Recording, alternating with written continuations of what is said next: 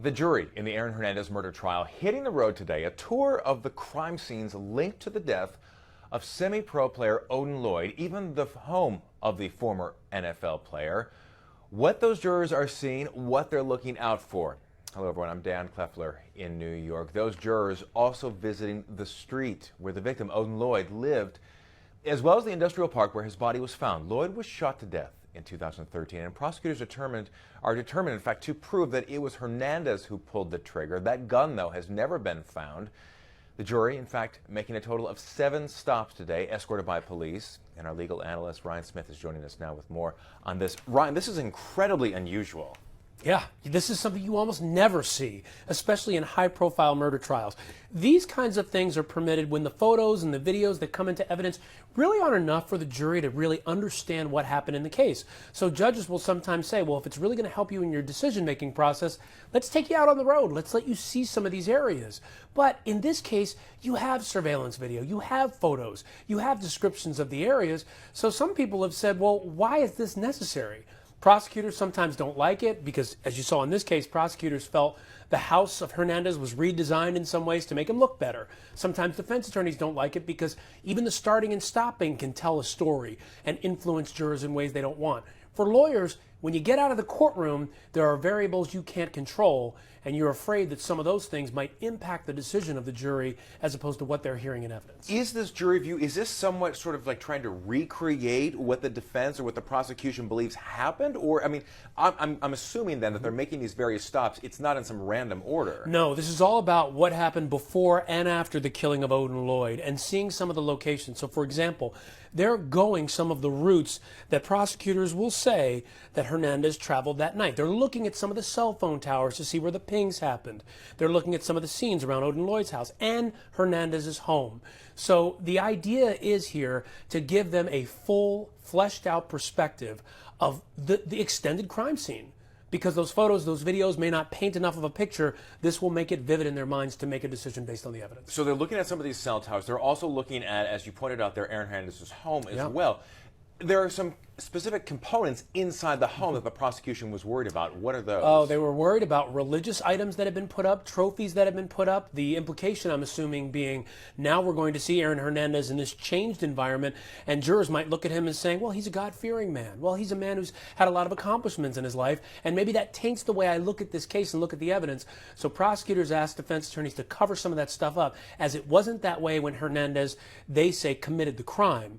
And what they want to do is take the jury inside his home in the way that it looked at the time of Odin Lloyd's death, so they can get a perspective of not only that home, but of Hernandez. So the defense is going to have to cover up certain things when they get there so that the home looks as much as possible as it did during the time that Odin Lloyd died. It's a very high-profile case. When you see something like this, essentially this jury field trip really is what it is, then do you think that it even distorts the public's view of how these kinds of cases are handled just in general? I think in some ways it does. I mean, we saw something like this in the O.J. case, and I think that sometimes you get the sense that is something going to happen on this trip that people don't expect, that gives this jury a view that maybe one side or both sides doesn't want that jury to have.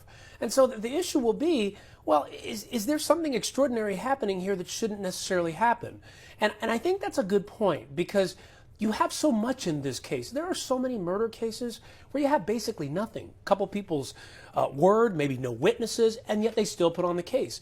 Here you've got evidence, you've got videos, you've got photos. I mean, we've already spent time looking at that in the courtroom, and yet they're still on a field trip. So if it sheds light on the jury's decision-making in a positive way and they can really stick to the evidence, maybe it's a helpful tool. But if not, if things on that field trip are gleaned that maybe skews them away from the evidence, you bet one side or another is going to say, wait a second, we shouldn't have taken that field trip because it may have tainted this verdict. So talk to me a little bit about the logistics then of how something like this happens. I mean, you have the prosecution and the defense on this bus with these jurors. Are they pointing things out? You know, how are these jurors as they're going through, or they're riding through this essentially this crime or this timeline then, what's being pointed out to them? You know, it's almost like you're back in 4th grade, and that's exactly how it works. You should have both sides on that bus. You probably have the judge on that bus as well. You're driving to each location. Each side is making their point about the different areas. Now, what's interesting and what we have to find out as we go along today is how those arguments are made, or in most cases, judges will do a sense of where they're just going to the areas,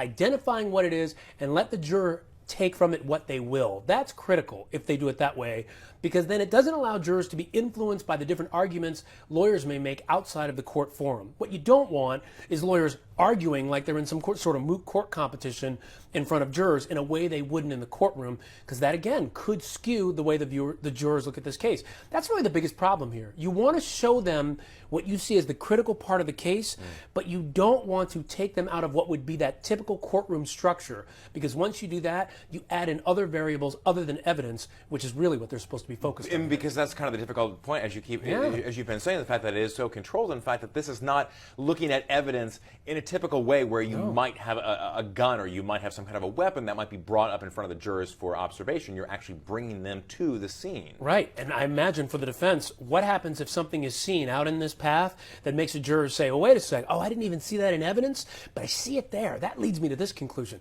That's exactly what you don't want them to do. So my guess is they are really strictly controlling the jurors' movements here. You go right to the house, you go right to this area, you get right back on that bus, because any dilly-dallying, walking around, going in different directions could lead to some sort of decision-making process that skews away from the evidence, and that's what you can't have here. Well, let me ask you this, and lastly, before I let you go, then, who do you think that it hurts or it helps more, the prosecution or the defense on this?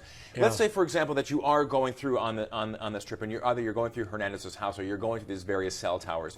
Let's say you're a juror, and you pick up on one particular observation then. If that gets brought up later on in court, is there a way that they could possibly go back and review this trip again, even take a second trip? In other words, the juror sees something that maybe the other juror didn't see. Yeah, they shouldn't be allowed to take a second trip. They may or may not have their notes there so they can make notes on what they've seen.